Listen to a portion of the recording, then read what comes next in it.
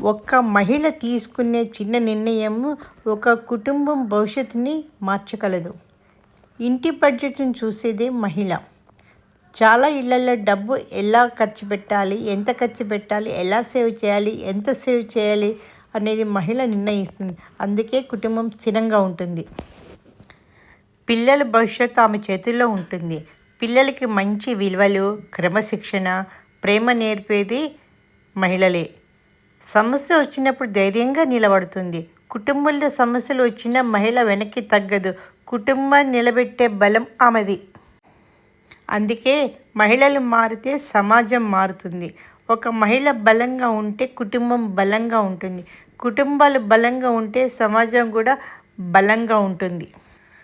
ఒక్క మహిళా శక్తి ఒక కుటుంబానికి వెలుగు. Women's day series 4th day కోసం సబ్స్క్రైబ్, లైక్, షేర్ చేయగలరు.